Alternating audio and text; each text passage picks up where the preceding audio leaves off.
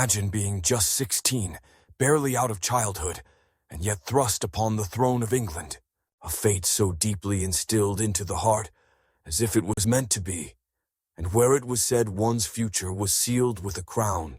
But then, 9 short days later, taken from that throne, no longer a queen, but a prisoner accused of treason against the crown. This is a story about Lady Jane Grey, England's tragic 9-day queen. In this video, we're talking about how it was the ironic twists of fate, the betrayal, and the impossible decisions that led to Lady Jane Grey's early and tragic end. So, join us in revealing the very short reign and as poignantly sad final moments of a young girl who became the unwilling pawn in a deadly game of thrones. It is the summer of 1553. The political situation in England is thick with foreboding and uncertainty. The only son of Henry VIII, King Edward VI, is gravely ill. The death of Edward would create a crisis. Who would inherit the throne? The established law of England dictates that the throne is to go to his half-sister Mary. But there was a catch. Mary was an ardent Catholic, and Edward's advisors were rabid Protestants. They feared that her accession would undo the Protestant reforms they had been fighting so hard for. On his dying days, Edward VI signed a new ordinance. Lady Jane Grey, his young cousin, was to be declared his successor, overriding the claims of both Mary and Elizabeth, his other half-sister.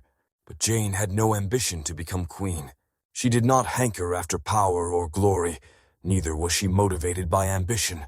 Rather, she was a highly educated, pious, intelligent young girl who became victimized by the political games playing around her. Her rise to the throne came as a surprise to Lady Jane. She was proclaimed queen on July 10, 1553, but festivities were brief. Jane never really ruled, nor did she hold the loyalty of the people. Mary, having rapidly marshaled her forces, marched towards London with an army at her back. The councillors who had sworn allegiance to Jane only days before now turned upon her and declared Mary the rightful queen. In less than 9 days, the fate of Lady Jane Grey was sealed. Her followers disappeared, and she was cast deep into the Tower of London, a sure sign of despair and a gloomy prediction of what was in store for her. Jane knew that there was no hope, but during these grim days, even her faith did not falter. History has it that she spent hours poring over scriptures, preparing herself for what she knew would be her end. One could almost see her youth, and yet something much greater, her courage. She was going to face her fate graciously and nobly. In February 1554, Lady Jane Grey was beheaded. Her last moments were heart-wrenching. Led up the scaffold after a paralyzing fear, her faith kept her going. Asked to utter any last words, she proclaimed, "Lord, into thy hands I commend my spirit." Folklore has it that the blindfolded Jane fumbled for the block, murmuring, "Where is it?" There was a chilling silence while the crowd watched a bystander guide her hand.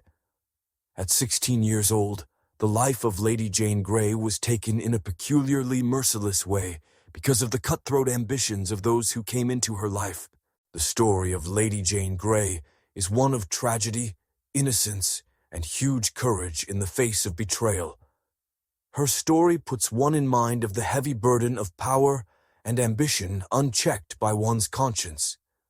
Though she wore the crown for 9 days, her legacy lives on, to teach us to stand strong for what we believe in, even when this places us in opposition to others. We must remember her not only as the queen who lost her throne, but as a little girl who faced her fate with so much dignity, courage, and faith. Her story reminds us that, in our lives, we don't always choose the circumstances that come our way, but what we do have is the power of choosing how we respond to them. And sometimes, it's in the darkest of moments that our light shines out the brightest. Thank you for watching. If the story of Lady Jane Grey moved you, please share this video with others. Let's keep her memory alive, not just as a figure from history, but as a beacon of resilience and bravery. Stay strong, keep learning, and never stop seeking the truth.